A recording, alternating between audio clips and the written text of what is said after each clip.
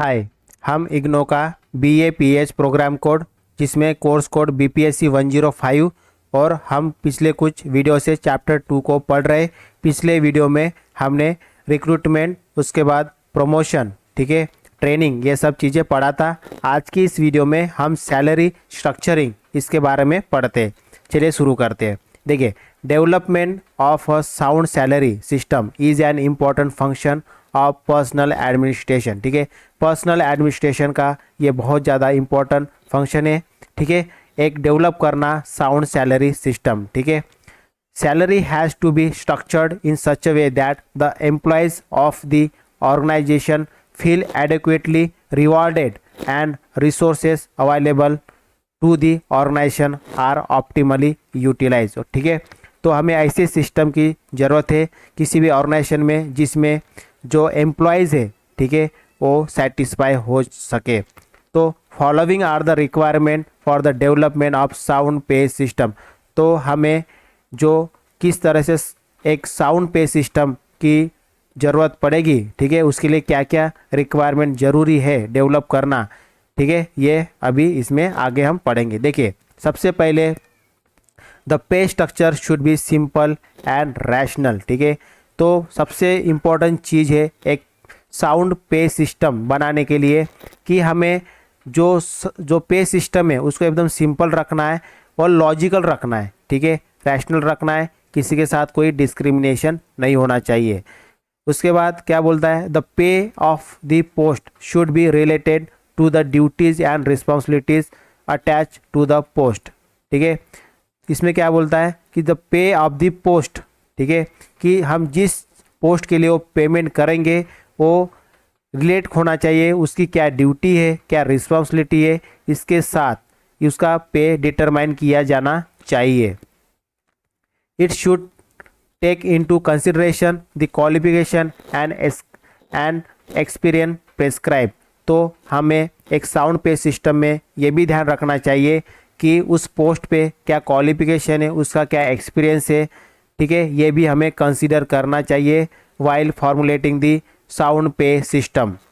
उसके बाद it should be comprehensive and adequate to enable the employees to have a just package of the total emoluments in order to maintain certain standard of living। ठीक है, तो हमें ऐसा पे system बनाना चाहिए कि वो जो एम्प्लॉयज़ है वो एक प्रॉपर एक अपनी लाइफ स्टैंडर्ड को मेंटेन कर सके और मोटिवेट भी रह सके ऑर्गेनाइजेशन के प्रति। It should take into account the compatible salary paid in alternative occupation. तो हमें साथ में ये भी ध्यान रखना पड़ेगा कि जिस पोस्ट के लिए जो एम्प्लॉयज़ काम करता है with their duties and responsibilities, same organisation, अगर उसके अलावा कोई और ऑर्गेनाइजेशन है, सेम पोस्ट पे कोई और बंदा सेम ड्यूटी एंड रिस्पॉन्सिबिलिटी संभाल रहा है, तो हमें ये ध्यान रखना पड़ेगा कि हमारे भी ऑर्गेनाइजेशन में सेम सैलरी, ठीक है, उस एम्प्लॉयज़ को दी जानी चाहिए जो सैलरी अदर ऑर्गेनाइजेशन दे रहा है। ठीक है, मतलब ये कि ए और बी ऑर्गेनाइजेशन में अगर एम्प्लॉयज़ काम कर रहे हैं, दो एम्प्लॉयज़ काम कर रहे हैं अलग अलग, दोनों की सेम ड्यूटी एंड रिस्पॉन्सिबिलिटी है सेम पोस्ट पे, तो दोनों की सैलरी भी इक्वल होनी चाहिए। इसको ध्यान रखना पड़ेगा while making the sound pay system. ठीक है, तो ये सब चीज़ें हमें ये सब पॉइंट ध्यान में रखना पड़ेगा for making the sound pay system. उसके बाद पढ़ते हम, जैसे देखिए क्या लिखा है, comprehensibility and adequacy are the standard task of the sound pay system। ठीक है, एक हमें कॉम्प्रिहेंसिव एक डिटेल पे सिस्टम बनाने की ज़रूरत है जिससे कि हमें उस ऑर्गेनाइजेशन में जो साउंड पे सिस्टम है, एक अच्छा पे सिस्टम है, वो मेंटेन रह सके। The good compensation plan and the good compensation plan that are well administered have a positive effect on the entire organization। ठीक है, तो एक अच्छा कंपेंसेशन प्लान, कोई अगर काम कर रहा है तो उस काम के बदौलत उसको कोई इंसेंटिव, कोई पे मिलना चाहिए, इसका ध्यान रखना पड़ेगा।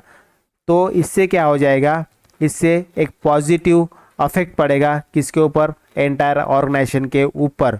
तो जो काम कर रहा है उसके ऊपर उस काम का जो भी कंपेंसेट है वो उसको मिलना चाहिए, उस एम्प्लॉयज़ को मिलना चाहिए। इस तरह का सिस्टम, एक कॉम्प्रिहेंसिव, एक डिटेल सिस्टम हमें बनाना पड़ेगा। Okay, of the system of the pay structure, ठीक है, through the pay structure with good pay package the employees are happier in their work, ठीक है। Cooperation and royalty are higher, ठीक है, तब वो क्या रहता है, हायर रहता है। तो अगर हम अच्छा पे पैकेज देंगे तो एम्प्लॉयज़ खुश रहेगा अपने काम के प्रति, साथ में कॉपरेशन रहेगा और रॉयल, ठीक है, लॉयल रहेगा, और जो भी प्रोडक्टिव होगा आउटपुट निकलेगा, ठीक है। उसके बाद क्वालिटी इज़ बेटर, तो जो भी प्रोडक्शन होगा, मतलब जो भी ऑर्गेनाइजेशन का जो भी काम होगा वो क्या होगा, प्रोडक्टिव होगा और अच्छा होगा, अगर हम उसको एक अच्छा पे पैकेज देंगे तो, ठीक है। We will know more about the process and structure of salary administration in unit 12। हम जो सैलरी से रिलेटेड जो भी एडमिनिस्ट्रेशन होगा किस तरह से किया जाता है, ये सब डिटेल में हम यूनिट 12 में पढ़ेंगे, ठीक है।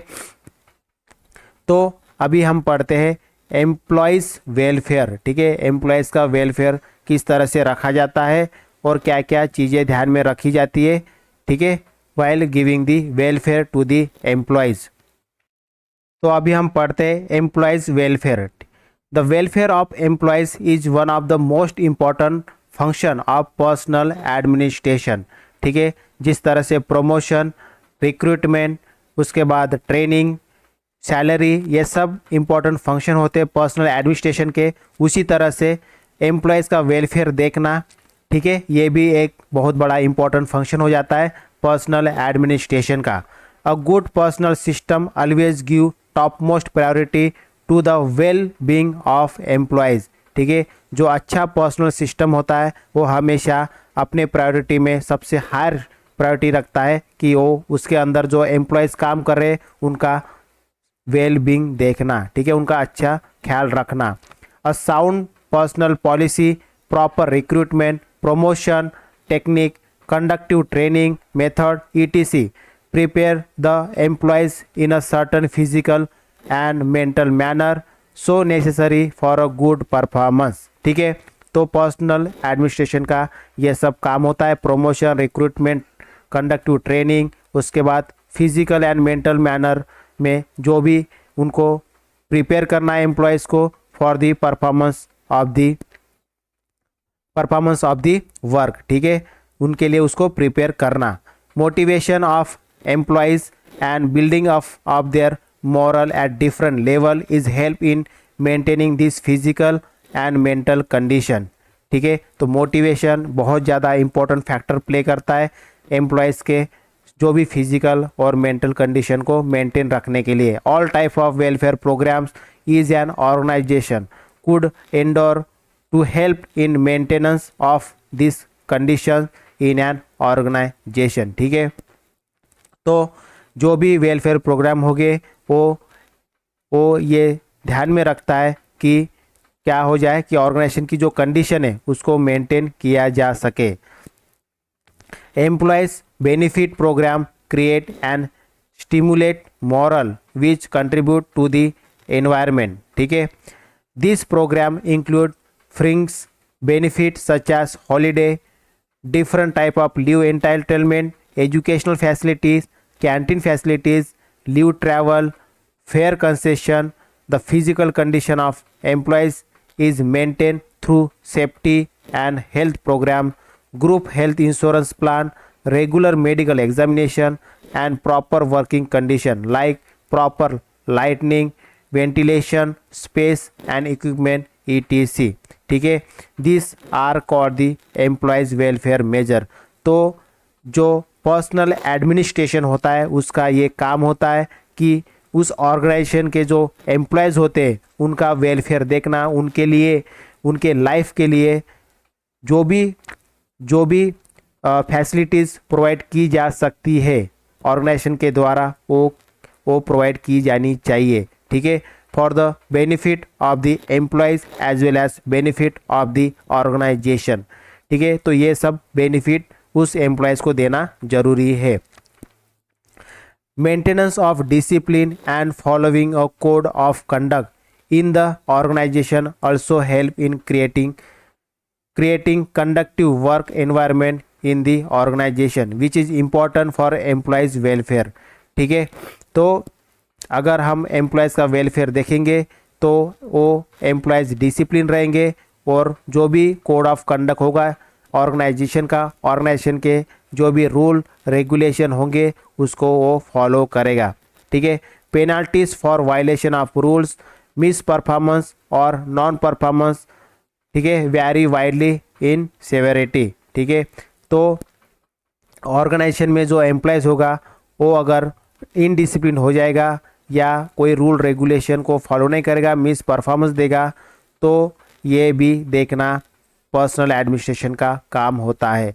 The more useful form of disciplinary action are warning, ठीक है, reprimand, reassignment to other duties, suspension from duty for a certain period of time, demotions to a position of lower rank और grade and dismissal और removal from the service.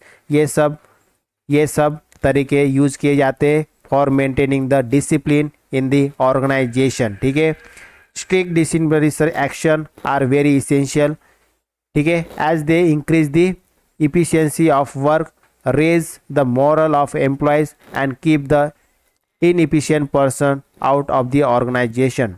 ठीक है, तो organisation में अगर inefficient person को side में रखना है और जो एम्प्लॉयज़ जो एफिशिएंट एम्प्लॉयज़ है उनका अगर मॉरल हाई रखना है तो हमें ये सब इनडिसिप्लिनरी एक्शन, मतलब इनडिसिप्लिन अगर कोई एक्टिविटी करता है तो ये डिसिप्लिनरी एक्शन लेना जरूरी होता है। ठीक है, for maintaining the code of conduct of the organisation. The proper retirement scheme is also very essential for employees welfare. ठीक है, एम्प्लॉयज़ के लिए प्रॉपर रिटायरमेंट स्कीम होना जरूरी है, उनके लिए पेंशन ये सब चीज़ें होना जरूरी है। The organization need to ensure for its employees a happy and self sufficient life in their old age. ठीक है, the age of retirement can be anywhere between 50 and 65। ठीक है, तो proper retirement benefit attract talent person to the organization and help to strengthen the system of promotion. तो किसी भी organisation का अगर रिटायरमेंट प्लान सही है, अगर रिटायरमेंट के बाद वो प्रॉपर बेनिफिट और पेंशन ये सब स्कीम प्रोवाइड करता है, medical facility after retirement provide करता है कोई भी ऑर्गेनाइजेशन, तो वहाँ पे मैक्सिमम जो टैलेंट है वो वहाँ पे काम करने का सोचता है, क्योंकि उनको एक सिक्योर लाइफ के तौर पे वो ऑर्गेनाइजेशन के प्रति देखते हैं। ठीक है, थ्रू दिस बेनिफिट, इस बेनिफिट से इफिशिएंसी ऑफ एम्प्लॉयज़ इंक्रीज होता है। ठीक है, beside pension, some other benefits such as allowance that take care of inflation, medical facilities, provisional fund, family pension, travel concession are also provided to the retired person। ठीक है, तो retire person के लिए ये सब फैसिलिटीज़ होना बहुत आवश्यक होता है किसी भी ऑर्गेनाइजेशन में। ठीक है, तो उसके बाद हम पढ़ते हैं the primary aim of all this benefit is to provide necessary means of livelihood and freedom from certain worries to the employees in their older age. अगर कोई भी एम्प्लॉयज़ को अगर बुढ़ापे की चिंता नहीं रहेगी तो वो अच्छे से काम करेगा। अगर कोई भी ऑर्गेनाइजेशन उसके जो ओल्ड एज के जो भी प्रॉब्लम होता है उसको अगर ध्यान में रखता है और उसका ख्याल रखता है तो व्यक्ति अपना जो इफिशिएंसी है वो उस ऑर्गेनाइजेशन के प्रति देता है। ठीक है, उसके बाद redressal of employees grievances is at another important aspect of employees welfare programme. तो जो भी उनको ग्रीवेंसेस होगी उनको रिड्रेस करना, सॉल्व करना किसी भी ऑर्गेनाइजेशन में ये बहुत ज़्यादा इम्पोर्टेंट हो जाता है और ये बहुत अच्छा एक वेलफेयर प्रोग्राम होता है किसी भी ऑर्गेनाइजेशन का। The interest of the employees and the employer should not be in conflict. ठीक है, जो काम देता है एम्प्लॉयर और एम्प्लॉयज़ इन दोनों के बीच में कोई भी कॉन्फ्लिक्ट नहीं होना चाहिए। ठीक है, over the decade there has been an increasing consciousness about common need and interest of the employees. तो अभी बहुत सारे डिकेड से, बहुत सारे सालों से अभी इस चीज़ के ऊपर बहुत ज़्यादा ध्यान दिया जा रहा है और ये एक कॉमन नीड बन गया है। ठीक है, एम्प्लॉयज़ के ज़रूरत को ध्यान में रखना। Employees associations have become vocal and assertive. तो अभी यूनियन का ज़माना है, तो यूनियन अपने लिए जो भी बेनिफिट है आफ्टर रिटायरमेंट, ड्यूरिंग सर्विस, वो सब डिमांड करने लगी है to the organization. We will study more about the employees union in the unit 15। हम यूनिट 15 में एम्प्लॉयज़ के रिलेशन के बारे में समझेंगे। ठीक है, inculcation of necessary moral which express themselves through right state of mind, optimum level of loyalty, enthusiasm and cooperation, as well as pride in the service and devotion to the duty is essence of effective personal system। तो ये सब काम होता है personnel administration का। Welfare देखना अपने employees का is the most priority job of the किसका, पर्सनल एडमिनिस्ट्रेशन का। ठीक है, तो हमने इस वीडियो में मेनली वेलफेयर देखा, पर्सनल एडमिनिस्ट्रेशन। ठीक है, पर्सनल एडमिनिस्ट्रेशन किस तरह से वेलफेयर को ध्यान में रखना चाहिए। नेक्स्ट वीडियो में हम देखेंगे significance of personal administration. Personal administration का क्या सिग्निफिकेंस है, क्या इम्पोर्टेंस है। ठीक है, किसी भी ऑर्गेनाइजेशन में पर्सनल एडमिनिस्ट्रेशन क्यों ज़रूरी होता है, ये सब डिटेल में हम नेक्स्ट वीडियो में देखेंगे। ठीक है, तो फिलहाल इस वीडियो के लिए इतना ही। नेक्स्ट वीडियो में हम सिग्निफिकेंस ऑफ पर्सनल एडमिनिस्ट्रेशन पढ़ेंगे। Thank you, bye bye.